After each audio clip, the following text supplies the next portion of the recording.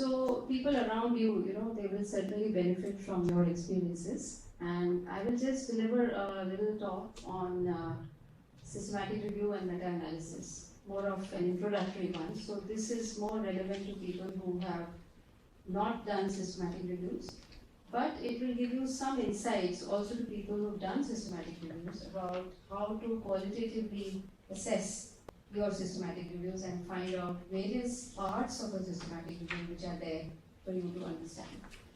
So, is there a slide? So objectives of this session is that because we always write objectives for you just had the workshop on teaching technology.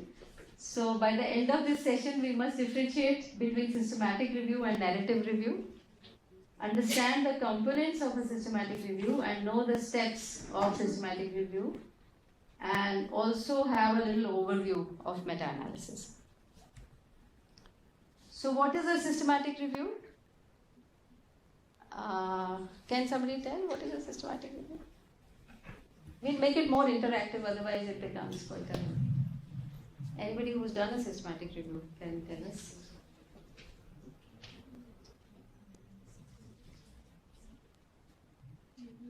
You just be open, you can tell. Scientific way of searching the literature and it's not searching only. It is not a way of searching literature. Searching the literature is one part of it. Critically appraise the already published literature and have a research question in mind and on which so critical appraisal also is one part of it. And having a question is the first part of it. So three components are already covered. Having a good question, searching literature, and critically appraising. And then it's actually starts after we have done that. You will end up having a systematic review. So let us see what are the standard definitions of systematic review. So systematic review is a review that is conducted according to clearly stated scientific research methods designed to minimize bias and errors inherent to traditional narrative reviews. So traditional narrative reviews, you all know, are thesis. We have all done thesis, and there used to be a review of literature in which you used to write some 20-25 pages. And these days, what residents do is they just take all the abstracts and they just cut and paste them on the review of literature, and that's it. But then that has several problems because they can be biased. You can just end up having some studies which are going in one direction only, and you don't have the total picture in mind. So that is why we have developed now scientific methods to critically appraise the research data which is there and then put it for systematic review. And that is what would lead to minimization of bias and errors which have been there. Another definition of systematic review by Drisha Greenaf is that it's an overview of primary studies which, can I have a pointer? It's an overview of primary studies. Okay, I can have it from here, I think.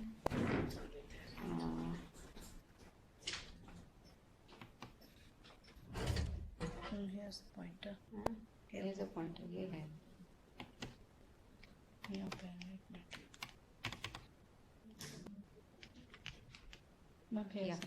Okay, I got it.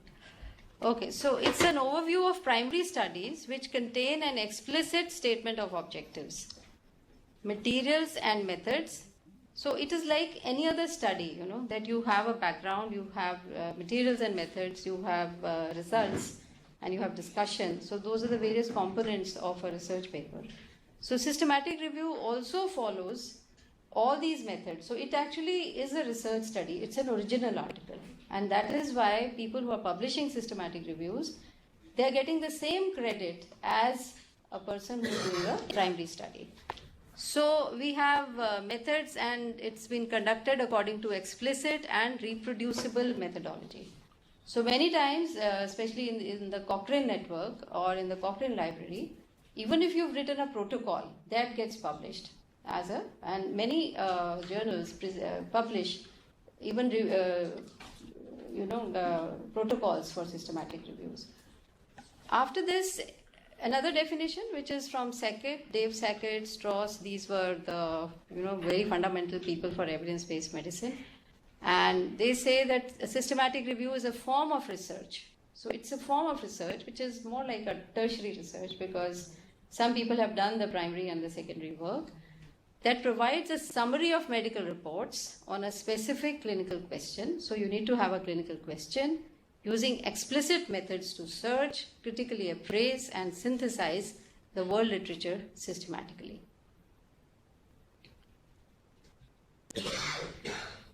So what is the significance of a systematic review? So because we know that the volume of published material makes it impractical for an individual clinician to remain up to date on a variety of common conditions. So this is further complicated when individual studies they report conflicting conclusions, a problem that is prevalent when small patient samples and retrospective designs are used. And you must have seen during the COVID times, to give you an example, nobody knew what is COVID, how it is going to behave, what are the therapies which are going to be effective. But you must have seen a spate of systematic reviews which occurred during this period of time. And many of them have happened, and those have raised the impact factor of many journals. And some of them were rapid reviews which compromised on some of the methodology because they wanted to rapidly push information and knowledge. But many of them, turned out to be useless. Many of them were actually adding to the research waste, because you must have seen the chloroquine study, the chloroquine systematic review, that chloroquine helps in COVID, and a lot of people started taking it. But later on, it was found that the evidence which was there was not right. So and many of these studies which happened during COVID time had small patient sample size. They had not used, study designs which were prospective. Obviously, there were no prospective studies right in the beginning. It was not possible to have a prospective study. They happened later on, and then the results came out. So another point about systematic review is that systematic reviews minimize bias. So a systematic review is a more scientific method of summarizing literature, because specific protocols are used to determine which studies will be included in the review. So you have, like in your primary studies, you have inclusion criteria, you have exclusion criteria. So you decide on your studies whether right in the beginning in your protocol, which are the studies you are going to include, which are the studies you are not going to include.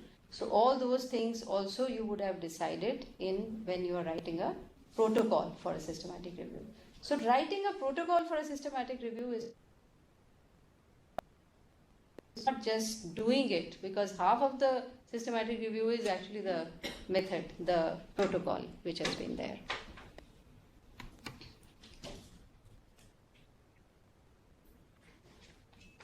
Okay, so this is what makes systematic review, the practice of medicine, more evidence-based and better informed.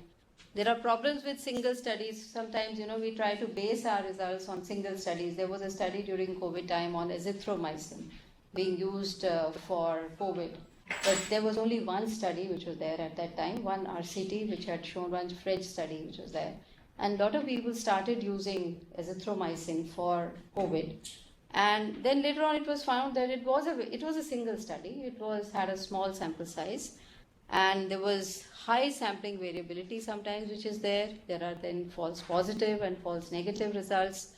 So sometimes a substantive question is not there, when you're doing a traditional review. Or there are several primary studies which have to be critically appraised. For example, especially, those studies which are for myocardial infarction, thrombolytic therapy, they have hundreds of studies have been conducted on those. And systematic reviews, when they were done on many of these studies, they showed that you could have got those conclusions about 20 years ago, when people were just going on doing studies. So there are certain things which we have to think when we are doing systematic reviews. So what are the key characteristics of a systematic review? As we have discussed, there should be a clearly stated title and objectives. There should be a title of a systematic review. There should be a comprehensive strategy to search for relevant studies. So this is clearly stated title means that is the question. And the question, as you all know, is a PICO. It has a PICO format, which we can talk about later on. It has population, intervention, comparator, and outcomes. And Dr. Anju, I'm sure, will be talking about all that when we are talking about how to do a systematic review. So there is a comprehensive strategy to search for relevant studies. We have explicit and justified criteria for inclusion or exclusion of any study, which have already been stated in the protocol, that these are the studies I'm going to include only randomized control trial, or I'm going to include randomized control trials and quasi-randomized control trials. So all that has to be decided before we, finally start doing something. So there should be a clear presentation of characteristics of each study included in the analysis of a methodological quality, which has to be shown in that particular systematic review. And there should be a comprehensive list of all the studies excluded and justified for exclusion. So excluded studies also form a part of the systematic review. Why did we exclude them? That is another very important thing. And we have faced this question several times, that once we publish a systematic review, some author will write back and say that you have not included my study. So we have to answer that question, why we didn't include that particular study. So then we have clear analysis of the results. After we have eligible studies, we have statistical synthesis of data, which is known as meta-analysis, if appropriate and possible. So meta-analysis is not something which is performed in all systematic reviews. Meta-analysis is a part of a systematic review. So in the whole process, if you get a group of studies which can be pooled together, as they say, we should not pool apples with oranges. We should not pool studies which have so much difference amongst themselves, so that their pooling will lead to bias, will lead to incorrect results. So we have to decide what are the studies which we are going to pool, and only then do meta-analysis. So meta-analysis is basically statistical pooling of the subjects, the number of subjects which are there, their study characteristics, their outcomes. So they all get pooled. Then we prepare a structured report of the review, which is clearly stating the aims, describing the methods and materials, and reporting the results. So after this, you report your results, and that is how you get the ultimate conclusion for a systematic review. Now, narrative reviews are conventional narrative literature reviews. They contain summary of information available to the author. They are a little bit subjective, because person who's writing the narrative review will add on some of his or her own subjective experiences. They may ignore sample size, treatment effect size, and research design, because sometimes you are taking information from a cohort study, sometimes you're taking information from a case control study, or from a randomized control trial. So all those informations get pooled in a narrative review, because you're not very particular about the methodology. So that is why it may sometimes mislead the readers, and the conclusion which may be just one-sided. And this is which is many times done by the drug companies. They will put up information in such a way that it looks as if this drug is a wonder drug, and the information will be based on this heterogeneous kind of a data, and they will pick up things, cherry picking as it is called. They'll only pick up things which suit them, and they'll tell you about that. So systematic review should be based on principles of hypothesis testing, as you do for any project or any protocol. And the hypothesis must be conceived a priori. That means you don't know the answer to that particular question, and that is why you have to do a particular systematic review. Now, what are the different types of systematic reviews? So systematic reviews can be those of randomized control trials. Systematic reviews can be those of cohort studies. They can also be sometimes we say systematic reviews of intervention studies, or systematic reviews of studies which have measured risk factors, for example, prognostic systematic reviews. They can also be of diagnostic studies. So there are methodologies are different for different kind of systematic reviews. we have become more used to doing systematic reviews of intervention studies, and the methodology for that was the first to be developed. But now we know that most of you have exhausted many of the topics for intervention studies, and if you look at the Cochrane library, they must have done almost every particular intervention for a particular disease. So now is the time that you start looking at diagnostic tests. So all these people who are from microbiology, biochemistry, physiology, those who are developing diagnostic tests, those are the people who would like to do reviews on these diagnostic studies which are there.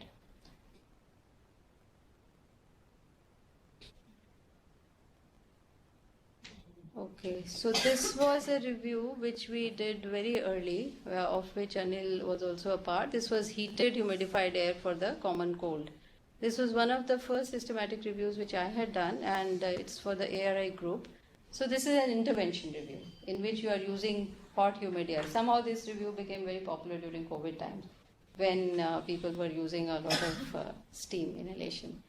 Then there is a review which is about comparative accuracy of 1,3-beta-D-glucan and galactomannan for diagnosis of invasive fungal infections. So this is a diagnostic review which we have done, and so it is possible to do a review of the diagnostic studies as well. Then we did a review on it's like immunization, which is an intervention but to prevent polio, and this was a comparison for equivalent doses of intradermal fractional dose versus intramuscular full dose of inactivated polio vaccine. So you can even do reviews on different routes of administration, on different doses of administration. So all those can also lead to systematic reviews, because these different routes actually lead to ease of administration of the vaccine, or sometimes they also reduce the dose of the vaccine, which was also being tried for the COVID vaccine.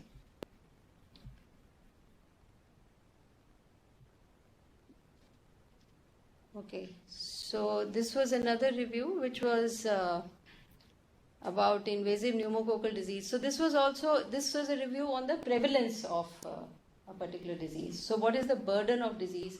On that also you can do a systematic review. For example, dengue infection in India, what is the burden? You can do a systematic review by combining all the studies which have been published.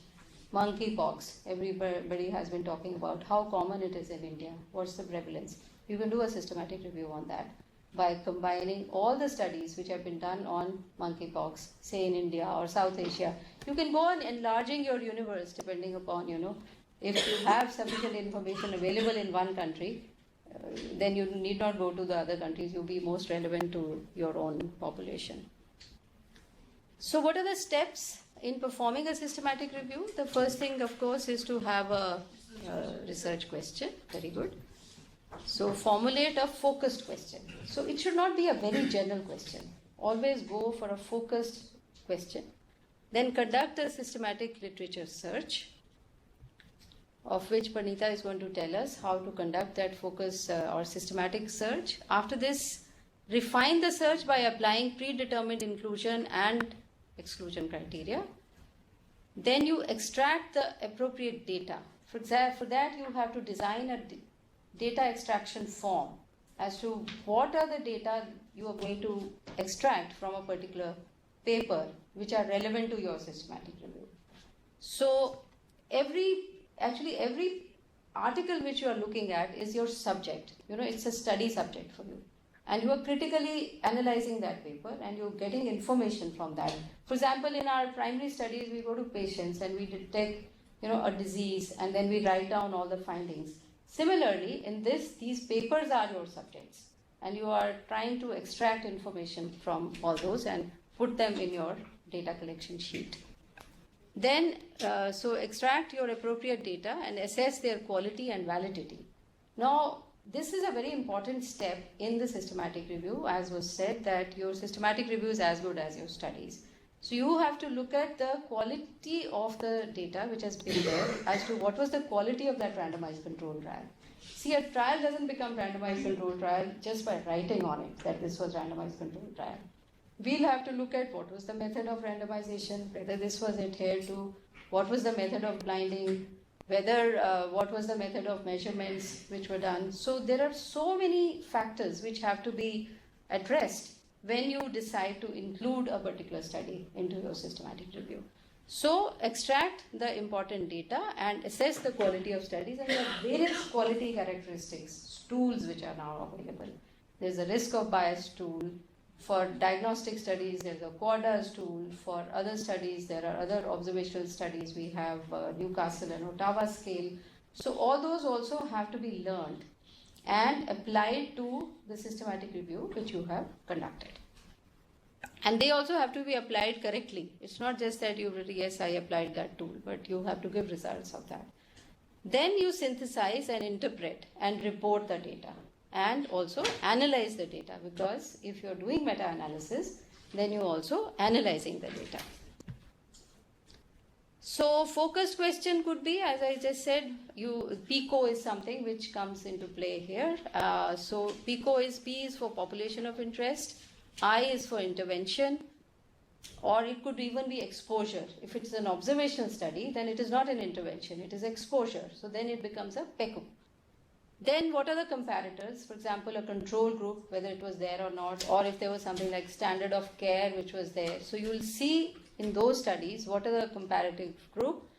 Then what are the outcomes of interest? Now outcomes of interest are very, very important, which should be decided a priori amongst the group which has sat down to do a systematic review as to what is the outcome which is most important to us. So then you look at those outcomes of interest, and then what is the time for follow-up or the time for outcome of interest. So this becomes a PCOT now, because we have added another dimension of time to a systematic review. So what is a systematic literature search? It's a comprehensive and reproducible literature search, which is the foundation of a systematic review. So you should at least search 2 or 3 literature databases, or you should go to the library, look at the various indices which are there, index medicus, current content. There are so many things which are there in the library still, and many of them have been turned into literature databases, electronic databases. Cochrane Library is another very good database. So you should check all those databases which are there. So then you have these inclusion and exclusion criteria. Once the study question is formulated, the author must compose a comprehensive list of inclusion and exclusion criteria. And that is mostly, they are relating to the studies. And even in the studies, for example, I want to do study only in pediatric literature. So I may say that I'm going to include studies only which have included patients under 18 years of age. Or if it is a big study in which all the subjects of all the ages are included, then you say that I will extract only that data which is pertaining to that particular age group. So that has to be defined. Then to avoid selection bias, inclusion and exclusion criteria should be agreed upon and formalized before the data extraction and analysis. So we must do all this exercise before we start off with the data collection and with the analysis. So for data collection, the list of data to be extracted should be agreed again a priori with a consensus during the design stage of the study. And then collection of data will be in the form of study characteristics, sample demographics, outcome data. So you have to make a table in which you will have study characteristics. Study characteristics means whether this was a RCT, whether this was blinded, what did they do to dropouts. So all that will be included in a table, in the table of included studies. Then you will have sample demographics. That means what was the type of patients which were included. Again, age, sex, their degree of illness, whether they were mild, moderate or severe. So all that will have to be written. And again, about the outcome data. What did they actually study? What was the outcome of that particular study? That will also have to be seen when you're doing the data collection. It is necessary to design a review-specific data extraction form. So this is what I was talking about. So you have a data extraction form because that adds to the methodology. So that the same data are extracted from each study and missing data are clearly apparent. And many times people would like to obviate the bias by selectively photocopying articles by taking out the names of authors and journals, because they add to the bias. Because sometimes we feel the study which is published in New England Journal of Medicine will be very, great quality, and something which is there in one of our Indian journals is not of that very good quality. So people recommended this, that you should take off the names of the journals and the authors to take off the bias. But many times, people are still able to find out which journal it is just by looking at the format it is there. But the idea is that we should have the least amount of bias which is there. So to ensure that data extraction is accurate and reproducible, it should be performed by at least 2 independent readers. Readers means part of the team. So systematic review cannot be done by one person. So people who are doing single person systematic reviews means they have not adhered to the methodology.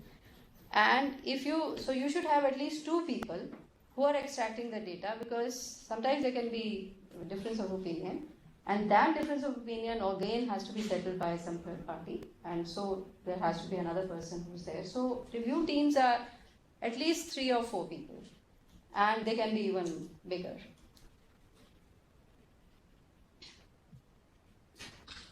Then quality assessment is very important, and for quality assessment of data, as I said, you have to look for the risk of bias assessment, which can be done by risk of bias tools. There is a Cochrane risk of bias tool where there is random sequence generation, whether it was there or not, because that takes care of selection bias. Then allocation concealment also takes care of selection bias. Blinding of participants is for performance bias. Blinding of outcome assessors, that is detection bias. Loss of follow-up is for attrition bias. And selective outcome reporting, something cherry picking, which I was saying, that you only report outcomes which suit you. That is another kind of bias, which is called selective outcome reporting type of a bias. So always look at your studies with all these possibilities, that these are going to be there. So a study may be of high risk of bias, or it may be of a low risk of bias. So which study will be better, high or low? Low risk of bias. So this is how it can be turned into a graph, in which you have these green areas which are low risk, that means they are good. Yellow is unclear, and the red is high risk of bias. And this can be done by,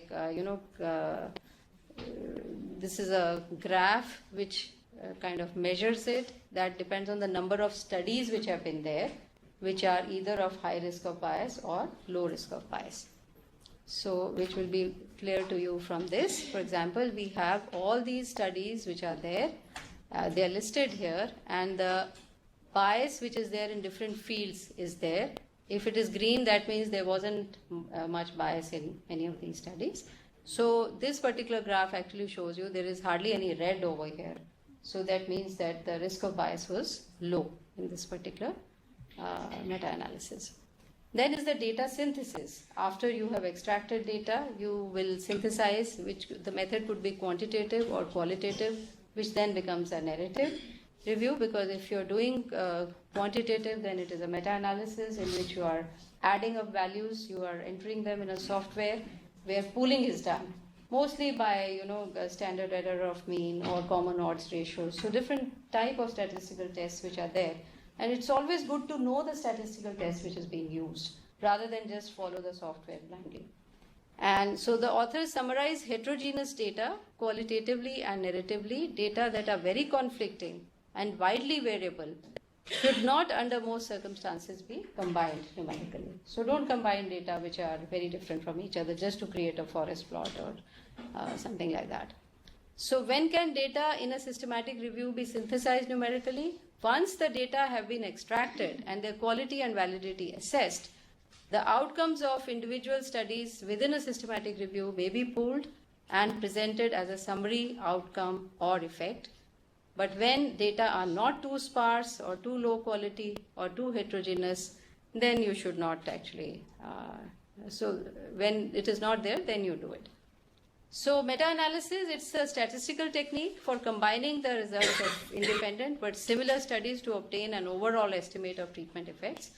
And perinatal data of systematic reviews it had started with Ian Chalmers, who is the person who has contributed a lot to development of evidence-based medicine in UK, and he was a British obstetrician.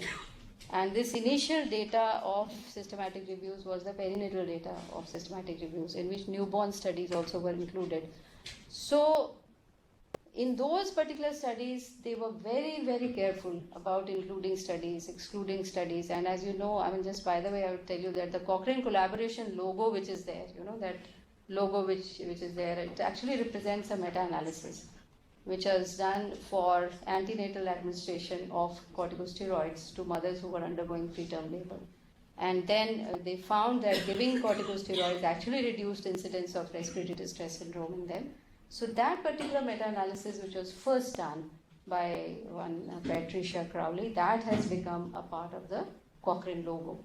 So that's the importance which is given to a meta-analysis in a systematic review, and that particular graph which is there is something which is called as forest plot. I know this time in the selection somebody was asked about what is a forest plot, and some different definition was given. So while all meta-analyses are based on systematic reviews of literature, not all systematic reviews necessarily include meta-analysis. And then if a meta-analysis has to be included in a systematic review, an experienced statistician or an epidemiologist should be consulted during all phases of the study. So that is the importance of statisticians and epidemiologists in all kind of systematic reviews. So the potential advantages of meta-analysis include an increase in power because you are pooling the results. There is an improvement in precision, then your p-values become significant. The ability to answer questions not posed by individual studies and the opportunity to settle controversies arising from conflicting claims. All that is possible when you are doing a meta-analysis. However, they also should have potential to mislead seriously. So meta-analysis can actually seriously mislead also at times, particularly if specific study designs, within study biases, variations across studies and reporting biases are not carefully considered. So each study has inbuilt problems sometimes. These are called methodological variations. And some studies have used entirely different methods, although they will be coming out with same kind of odds ratios, etc. So if you pool them, there will be a lot of methodological heterogeneity. So heterogeneity is one, problem which happens in meta-analysis, and that should be to the minimum. If there is a lot of heterogeneity, then you can't believe those results. So for that, we have to take care during our meta-analysis. And also it's very important to have some basic statistics knowledge. What are the type of outcomes, dichotomous, continuous, what are the results from measurements of an outcome of individual study. So one has to know some basic statistics also for doing meta-analysis. Sometimes you can do a meta-analysis even with an Excel program if you know the formulas and for pooling. So most meta-analysis methods are variations on a weighted average of effects estimates from the different studies. And variation across studies, heterogeneity, must be considered. Although most Cochrane reviews do not have enough studies to allow the reliable investigation of the reason for it, but random effects meta-analysis allow for heterogeneity by assuming. So there are two types of meta-analysis which are called fixed effects model and random effects model. So random effects model is something which helps you to take care of the heterogeneity. So that is a preferred method which you should use. And many judgments are required in the process of preparing a Cochrane review or a meta-analysis, and sensitivity analysis should be used to examine whether overall findings are robust to potentially influence the decisions. So these are other points which will come in discussion: sensitivity analysis, making funnel plots for publication bias. So all these things are also part of meta-analysis which need to be seen when you're critically evaluating meta-analysis.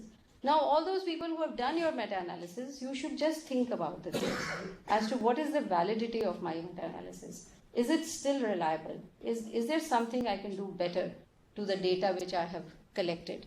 So this is a forest plot, as you know, all these studies, these are the point effect, the effects of particular studies, point estimates of the effect, and these are the confidence intervals. like these. And if this is the line of no effect, if your confidence intervals are crossing the line of no effect, that means that result is not significant.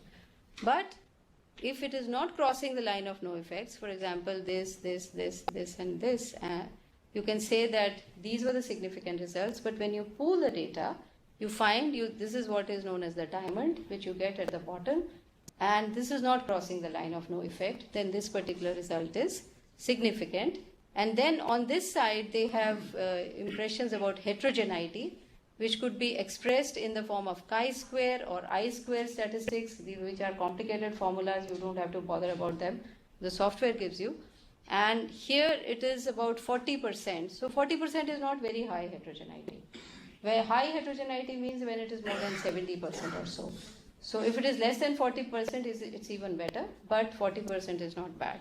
So there are different criteria to assess heterogeneity which is there. So the validity of a meta-analysis depends on the quality of studies included, and an assessment of quality is necessary part of the process. So these types of meta-analysis, I've already told you, they can be fixed effect model or a random effects model. These are statistical terms which are there. These are the various kind of outcomes which are there, which can be continuous, they can be, then there is heterogeneity, and heterogeneity, it's all kind of variability amongst the studies is actually termed as heterogeneity. And how you take care of that is this various models which are there, and this can be clinical heterogeneity, as I said, methodological heterogeneity, or it can be statistical heterogeneity. So statistical heterogeneity is when the studies have different variation in the sample size. One study has 20, another one has 100, another one has 1000. Obviously, this is it will give rise to statistical heterogeneity. Whereas methodological will be when you have different methods which have been involved. And that you will realize only by reading the methodology. It will not come after entering the data into the software. Softwares are not meant for that kind of heterogeneity. So by convention, statistical heterogeneity is called as heterogeneity. So heterogeneity is the statistical one. The methodological one you should have taken care of right in the beginning, by excluding those studies. And calculation of overall measure of effects gets biased if heterogeneity is not considered. Obviously, if the data is too variable, then you will not, and that's why you do sensitivity analysis. You sometimes take off the study which is actually making your data very heterogeneous, and then see what is the result of your study which is coming. So the sources of heterogeneity should be explored and explained. And so this is the statistical heterogeneity, which if the confidence intervals for results of individual studies have poor overlap. So sometimes, to assess heterogeneity, what you do is you eyeball the data. You look at the forest plot. And if you find that the studies are going haywire, one study is going this side, the other one is going that side, then you say that heterogeneity is there. But there are definitely statistical methods to measure it. And more formally, a statistical test for heterogeneity is done, which is either chi-square test or a I-square statistics. As I said, there are different formulas for that. So actually you have to, it actually assesses whether observed difference in results are compatible with the chance alone, or they are actually systematic errors which have been there in those particular studies. For a low p-value or a large chi-square statistical relative to its degree of freedom provides evidence of heterogeneity of intervention effects, and that means it goes beyond the chance. This is I-square statistics, the formula. I'm not going to tell you. So how we address and explore heterogeneity, that should be done. Publication is bias. Bias is something which is important I want to discuss. Because many of you, when you do a study, if the study has negative effects, you tend not to publish it. And this happens with researchers all over the world. They would only publish their studies if they have some positive effect. But I think it's quite criminal not to publish your negative studies. And that is why they have created journals of negative results. There's a journal of negative results, negative trials. So publish your studies so that there is no publication bias. Because if there is publication bias, which can be assessed with the help of a funnels plot, and which looks like an inverted funnel, and how it is done we will be discussing with you later on also. So on this side are the odds ratios, on this side is the standard error of in interquartile, and if the studies are on both sides, then you have less publication bias. But if they are on one side only, that means positive studies have been published and there is a publication bias which is present. So this is how we interpret various Then there are other reporting biases which could be due to multiple publications. Sometimes one study is published 2-3 times in different parts. There may be location bias, which is used for accessibility of studies based on variable indexing in electronic databases. Some Chinese studies are not available to us. In India, there could be a citation bias because some studies are cited very often. So that leads to language bias, like some German studies, again Chinese studies may not be available. So all these biases have to be considered before we finalize our meta-analysis. So thank you very much. I think I have overstepped a bit of my time.